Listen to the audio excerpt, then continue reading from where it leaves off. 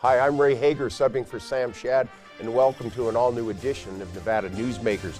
Today's guest is Myron Freedman. He's the director of the Nevada State Museum in Carson City, and we're going to be talking about the 150th anniversary of the Carson City Mint.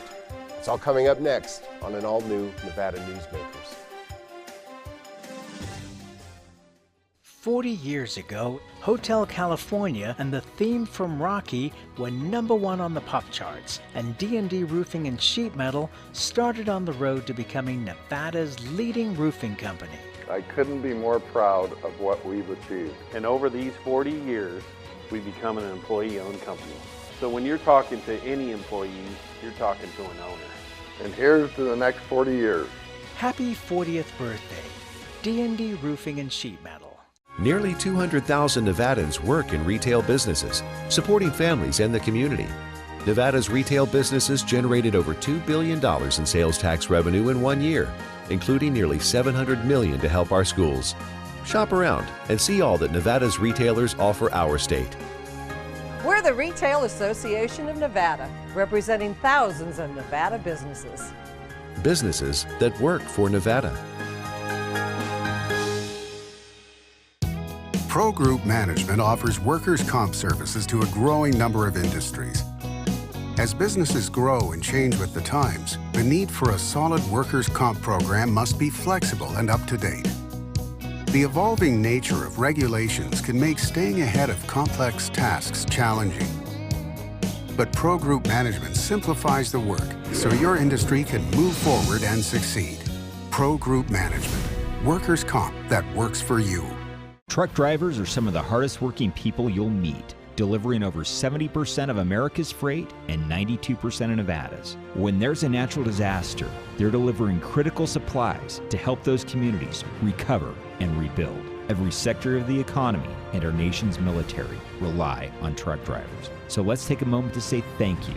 On the open road or city streets, our truck drivers are rolling to make our economy and our nation stronger. Trucking moves America forward.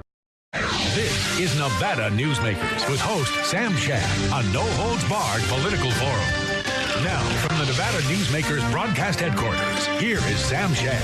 Hi, welcome back to Nevada Newsmakers. Our guest today, Myron Freedman. He's the director of the Nevada State Museum in Carson City. Welcome to you, Myron. Thank you. And you have a huge anniversary coming up in 2020. It's the 150th anniversary of the Carson City Mint, which people may not know actually coined silver dollars from 1870 to 1893. First, to start off, can you maybe talk a little bit about the significance of this anniversary and the significance that Nevada played in, actually financing some of our earlier endeavors in the United States? This is a great Nevada story. The U.S. branch mint in Carson City was established in 1870 in Carson City. Why was that? Well, that was because of all of the gold and silver coming out of the Comstock lode. So it made sense to put a mint close to the Comstock lode rather than the expense of getting all of that material over the Sierras to San Francisco. There was a mint in San Francisco at the time. So in 1863, Congress established that there would be a mint in what was then the Nevada Territory. It didn't become a state until 1864. And in 1866, they got started on the construction, and it took about 4 years, 3.5 years to complete the construction of the mint building. So this was a fantastic moment in Nevada history to have a mint building established right there in the state capital, which would become the state capital, Carson City. So that was in 1870. So in 1868, the equipment started to arrive. The first coin press arrived, and so we began our celebration of the sesquicentennial in December, this past December, because that's when the coin press arrived 150 years ago. And we're going to be celebrating this anniversary all year long, right up until February 11th, 2020, and that's when the first coin came off of that coin press. It took over a year for the dies to arrive from Philadelphia so they could begin minting. So that's why we have this year-long celebration. Well, if correct me if I'm wrong, but wasn't the coin press the original artifact of the Nevada State Museum? Because what happened is the museum took over the mint, I think somewhere in the 1940s, and the most significant thing in there was the coin press. Well, not quite, but Okay. close. What happened was, as you mentioned, the mint was in operation for 23 years, 1870 to 1893. It closed down. It became an assay office for a few years. And all of that equipment, by then they had 3 coin presses, all of that equipment got distributed to other mints across the country. The significance of coin press number 1, the first coin press in the mint, is the fact that it was the only coin press for 5 years. So from 1870 to 1875, it was the only press minting CC minted coins. In 1878, it suffered a crack, and it was out of commission for a while. By then, they had 2 more presses. And rather than send it back to Philadelphia, where it was manufactured, keeping in mind this is a 12,000-pound piece of machinery, so just to ship it somewhere was a big endeavor. Well, rather than send it back to Philadelphia, they sent it across the street to the Virginia and Truckee Railroad Machine Shop. And the talented mechanics there and engineers were able to repair the press. Took them a while, and it came back online a little while later. But here's the thing. When they repaired the press, they were so proud of their work, they took off the Morgan & Orr manufacturer plate on the press, Morgan & Orr in Philadelphia, and they replaced it with a Virginia and Truckee manufacturer's plate. Now, why was this significant? Well, as I mentioned, those presses were all distributed to other mints across the country. In the 1950s, it was in San Francisco, and they were ready to scrap it. Coin press number 1. There it was coin press number 5. But they were ready to scrap it, and they noticed this Virginia and Truckee plate on it. Well, they realized this press must have been at the Carson City Mint, which at that time had been turned into the Nevada State Museum. So in the 1950s, they called up the museum director and said, "Would you like your coin press back?" And he said, "Sure." So for $225, they were able to get the press back, and it was for years on static display at the museum. The other interesting thing about coin press number 1 is that in the 1960s, the U.S. was experiencing a coin shortage. Why was that? Well, that's when they switched from silver coins to a combination of metals, right? Clad coins. Well, everybody started hoarding their silver coins at that point. Especially in Nevada. Exactly. So there was a coin shortage. Well, the director of the mint at the time in Washington, D.C. was Eva Adams, and she was a Nevadan. She knew about this coin press in the museum, and she called up the director and said, "Hey, can we borrow this press back?" And he said, "Sure." So for a few years in the 1960s, it was pressed back into service, minted millions of more coins, and when they were done with it, they returned it to the museum. And sometime in the 1970s, when they started making the bicentennial medallions for the country, they refurbished the press to make medallions, and we're still doing that today. Okay, well, Myron, let's take a break here. That was easy. I didn't have to ask any questions. We'll be right back with Myron Freedman of the Nevada State Museum in Carson City. Tamarack Junction is South Reno's hotspot with over 450 of the latest slots and video games. Sully's Sports Bar, the Dining Car Restaurant, William Hill Sportsbook, and the Tamarack Steakhouse and Lounge. We're just north of the Summit Mall in South Virginia. Yeah.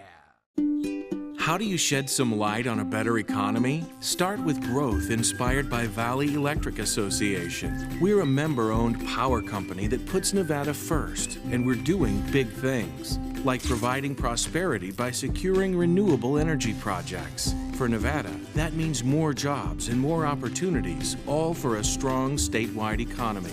In other words, together, we're doing powerful things. Visit us at vea.coop to learn more. Hi, I'm Eric Robnett, owner of Home Energy Experts. Has this ever happened to you? Honey, did you remember to turn down the thermostat? Forgetting to set the temperature? Not fun. We can help. Our new smart thermostat keeps the temperature set for your comfort all by itself. I'm feeling hot now. To increase your comfort, go to homeenergyexperts.com for details. That's homeenergyexperts.com. The signs and symptoms of cataracts can start out small with subtle changes in your vision. So don't wait. Be proactive and take your vision into your own hands. If you're experiencing the onset of cataracts or just have questions, contact your eye care professional or call Eye Care Associates of Nevada today. Dr. Hiss has years of experience specializing in the surgical correction of eye disorders and has completed over 84,000 vision correcting procedures. At Eye Care Associates of Nevada, we'll change the way you look at the world. The Tamarack Junction Steakhouse is known for signature steaks, handcrafted cocktails, and world-class wines. Join us Thursdays and Friday nights from 4:30 to 6:30 in the Steakhouse Lounge for live music, gourmet plates, and well-priced wines, just north of the Summit Mall on South Virginia. This is Nevada Newsmakers. Hi, welcome back to Nevada Newsmakers. Our guest today is Myron Freedman. He's the director of the Nevada State Museum in Carson City, and they have a huge 150th anniversary coming up. Well, really, it's already started for the Carson City Mint, which produced millions of dollars in gold and silver coins in the late 19th century. In Carson City now, there's a Curry Street, and of course, it's named after Abe Curry. He is considered the father of Carson City, but he was also the first director of the Mint. I have that correct? You do. He was the first superintendent of the Mint. He was extremely instrumental in the Mint being located in Carson City. He lobbied for it heavily, and he was part of a commission to establish the Mint. So he traveled back and forth to Washington, D.C. several times to lobby for funding, and after the Congress passed the act, he had to go back and ask for additional funds. He put up his own money to help pay for workers and supplies, waiting to get reimbursed by the government. That reimbursement didn't come very quickly, and he ended up having a lot of financial problems starting with that. Abe Curry, he established the quarry out east of town where the prison is now, the prison quarry. And from that quarry came all of the stones that created not only the Mint building, but also the Capitol building.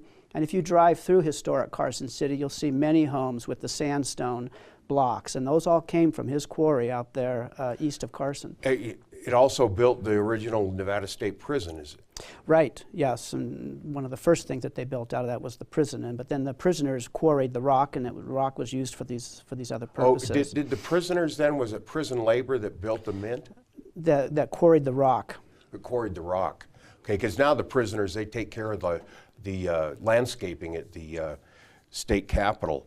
Do you know what a Carson City silver dollar is worth today? Do you have any range? You mean other than $1? Yeah. I mean, is it all silver? Yes, it is all silver. No, they're actually very prized by collectors. I couldn't tell you the dollar amount on a particular dollar. It depends on the year. It depends on the condition. And there's a lot of things that collectors will look for. But one of the fascinating things about the coins minted in Carson City, there was a dime and a quarter. Both were minted that are extremely rare. I don't have the whole story on them, but they were limited mintings because in one case, one of them was very similar to another coin already being minted, so the government said, well, grab all those back and melt them down and don't do those. But a few of them got out, something like a very low number. I think there are only 14 in existence today that we know of. This is the dime, I believe. And yeah, this dime collectors will pay upwards of $1 million for the single coin if they can find it, and we've never seen it. So. Oh wow! Yeah. Wow. Okay, now the Mint closed in 1893. Was that because the mother lode up at Virginia City ran out, and there was no need to have a mint in Carson anymore? That was a big part of it. There was other political things going on. There was the fight over whether our money would be backed by gold or silver. So there was a lot of politics behind all of that as well. So, and there was also some malfeasance going on at the Mint at the end that I think finally closed it. There was some auditing that happened that the books didn't quite work out the way they were supposed to, and there was enough opposition to the Mint in general, just from different factions, that they decided, it was time to to close the mint down. So we are celebrating all of that history, and to get those stories, we're having a program once a month from here through February of next year. The third Saturday of every month, you'll get another story about the mint. Coming up in February, the third Saturday, will be Chris DeWitt, who'll be talking about all of the steam-powered machinery at the, that they used at the mint. Chris works as the restoration specialist for the Railroad Museum in Carson City. He's a specialist in old machinery. And then in March, we'll have a program on the women working at the mint. That's a fascinating story. Women were adjusters at the mint. What do you mean by adjuster? So adjusters had a very important job. They would check the coins to make sure they were the right weight. And women had an affinity for being able to detect slight changes in the weight just with their hands. And so they were the adjusters, and they sat in a room upstairs in the Mint building. They had they wore special clothing that was made for them with no pockets in them, as you can imagine. They didn't want people walking out with the coins in their pockets. Yeah. And they would weigh the coins, and then if the coin was too light, it went into a bin and was melted down and recast later. If it was too heavy, they could file off little bits of it so they could get it down to the correct weight, and then that would be okay. And those filings, of course, would fall on the table, on their clothing and everything. So periodically, and this was true of all the mint workers, periodically they would burn the clothing to recover the fine particles and dust that was, and they same thing with the sweepings on the floor. They would sweep it up, and then every once in a while they would burn all that down and recover the traces of gold and silver. Okay, we got to take a break, but real quickly, was the malfeasance you spoke of, were people stealing Carson City dollars? Apparently they were stealing bullion. Yeah. Okay. Well, hang on one second. We'll be right back. More with Myron Freedman. We're going to talk about the Fremont Cannon, which is in Las Vegas right now, right after these few words. Dimitri Prine here for Design Outdoor. Come visit Design Outdoor's store and backyard to see our wide selection of fire pits, barbecues, and pizza ovens, natural stone water features and fountains, and frost-proof pottery. Our store and backyard are located at 11600 South Virginia, just north of DeMonte Ranch Parkway. Visit designoutdoor.com or call us at 851-9499. Can't do it. Stupid, like my mom. We can't do anything at Mommy's because you won't pay child support. Dad said you cheated, and he's not even sure he's my dad. Mommy said you left both of us, so she isn't gonna let me see you. I look just like my father. I'm divorce attorney Marilyn York, and I may represent men, but hate has no gender, only casualties. Please, stop sacrificing your children in your war against your ex. Hi, I'm Dave Newman. Remember me? I used to be the house detective, and now I'm a realtor, full-time at RE/MAX Realty Affiliates. A lot of people ask me, how's the market? You know what? It's fantastic. If you're even kicking around the idea of buying or selling, give me a call. Let's talk about it. Call me at RE/MAX Realty Affiliates and just ask for the guy who used to be the house detective, Dave Newman. Everyone is talking about opioids, but they're not the only drugs that can be harmful if taken in large quantities or not as prescribed. You also need to be aware of side effects from anxiety drugs, muscle relaxants, sleep aids, and stimulants. Mixing prescription drugs with other drugs or alcohol can be dangerous. If you take Ambien with a glass of wine, it may be enough to stop you from breathing. Prescribed drugs can be just as dangerous as illegal drugs. Take medications only as directed. This is Nevada Newsmakers. Hi, welcome back to Nevada Newsmakers. The guest today, Myron Freedman. He's the director of the Nevada State Museum in Carson City. We're talking about the 150th anniversary of the Carson City Mint. And to go along with this, you're going to use the press, the original press to press coins with Abe Curry on them. Is that correct? That's right. Yeah, we do 2 pressings a month. That third Saturday I mentioned, we're going to do a program about the 150th anniversary of the Mint, and we'll run the coin press right after that program. And then the last Friday of every month, from 10 to 4, we run the coin press. And that's what we're currently pressing right now, is a commemorative of Abe Curry, the first superintendent of the Mint. Later on in the year, we're going to be issuing, and this is quite exciting, this will be a national interest for coin collectors and medallion collectors, a reproduction of the first $50 that came off of this coin press in this mint. And that's a 50-cent piece, and that will probably come out late summer. And this will be available, like I say, through our store or through different companies, that specialize in these kinds of medallions. But we do commemoratives for all kinds of occasions, including the Transcontinental Railroad, which is also coming up. Is that the anniversary for that? Is that also in 2020, the 150th anniversary? That's actually this year. This year? Yeah, it's the 150th of the Transcontinental Railroad joining at Promontory Point, Utah. And the Railroad Museum in Carson City has a wonderful program they're putting in place right now. They are reproducing the scene of the Gold Spike ceremony. So if you'll recall, there were 2 locomotives that came nose to nose, and then they drove in the last spike, the Gold Spike, and Leland Stanford was there. Right. Well, those engines aren't around anymore. However, the Virginia and Truckee rolling stock, including 2 engines that were used in movies back in the 20s and 30s to commemorate this moment at Promontory Point, those are still around. Those belong at the museum. Those are at the museum.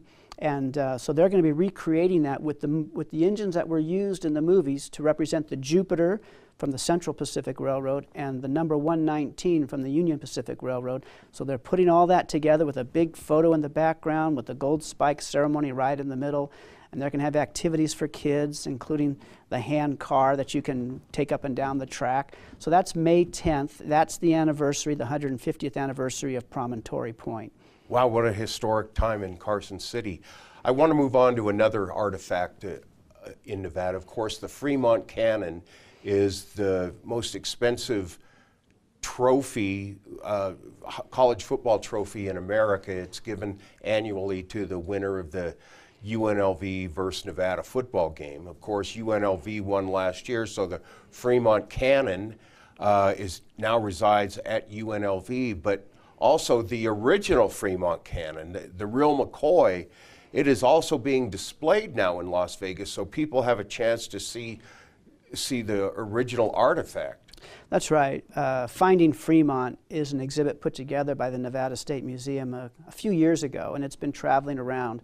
So right now it is in Las Vegas at the Nevada State Museum in Las Vegas, which is part of the Springs Preserve Museum Complex. And it's there, I think, until the end of March. So you have a couple more months to go and see the cannon, along with all kinds of artifacts related to Fremont.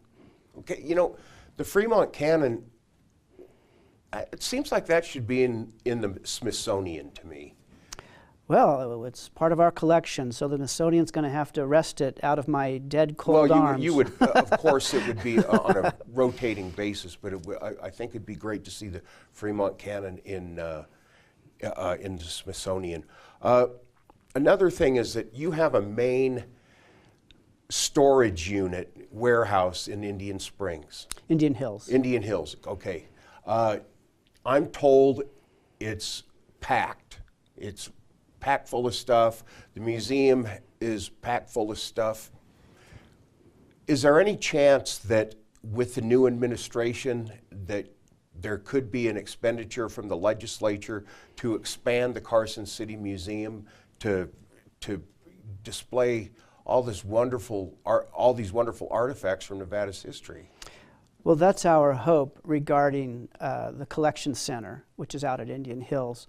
We have a plan into the legislature, into the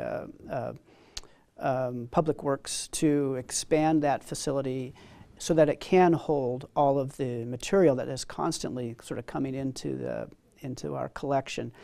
That building that we currently have is completely inadequate. It's 15,000 square feet. It's a small building, and it is completely full, as are all of our storage areas. So we're really up against it right now, and we're hoping that this plan for building, we have a 10-acre site out there, so we have space to build another facility. And we went through a planning process that included schematic plans for this building. So with approval down the road here, we're hoping to get support for going into construction drawing phase and then into construction phase. And frankly, if we don't get some kind of a facility within the next few years, we have kind of a crisis on our hands to take care of all of Nevada's heritage. Okay, well, real quick, it seems to me, my years covering the Nevada legislature, museums come under the umbrella of public works when it comes to financing, isn't it? Well, that's part of the Department of Tourism and Cultural Affairs. Okay, is it kind of low down on the wish list, so things really don't get done? No, I wouldn't say things don't get done, but it's, there are so many priorities at work here. So we're hoping this one rises a little higher up in consideration. There is going to be a small addition put onto the existing facility, but it's so small it'll be filled up in no time. Plus, part of this is paid for by the federal government because we are a repository for materials found on federal lands. As you can imagine, Nevada is largely federal lands. And so we have curatorial agreements to house those materials. Okay, Myron, we got to cut it right there. Thanks for coming in today. We'll be right back to wrap up Nevada Newsmakers. A bird's eye captures its surroundings at different heights. At Brian Culpa Photography, we can make your imagination soar over buildings, parks, cityscapes, and beyond. Brian's images tell the story and get the job done. If you need a new perspective to tell your story, contact Brian today. Brian Culpa Photography. Experience the bird's eye view at brianculpaphotography.com. Hi, my name's Marilyn Miner, and I'm sure you'd agree that Nevada's a very special place to live. I was born here, and my husband and I have raised our family here. I feel it's a privilege to live and work in the Truckee Meadows. I especially enjoy helping my clients reach their real estate goals. Sometimes the smallest details provide the greatest satisfaction. I'd be complimented to talk to you about your next move. Call Marilyn Miner at Dixon Realty, 742-1280, or log on to marilynminer.com. St. Ives Florist, for every holiday and every special occasion. For romance. Custom home design. We have the largest selection of fresh flowers in northern Nevada. And we also offer a large selection of unique gift items. Come see me, Lori Ann, at St. Ives Florist, 700 South Wells Avenue, or call me at 333-9190. Take a look at Pro Group Management and see how your workers' comp requirements can be met head-on. By taking a proactive approach, Pro Group can assure that your company is meeting or exceeding state and federal standards. As you move forward in your industry, Pro Group moves with you, simplifying regulatory tasks, clearing the way so you can get the job done and look to your future success. Pro Group Management, workers' comp that works for you. Thanks for watching. On our next broadcast, we'll be talking about state politics with Jesse Wadhams, Fred Locken, and Marcia Burke-Bigler. That's coming up on the next Nevada Newsmakers.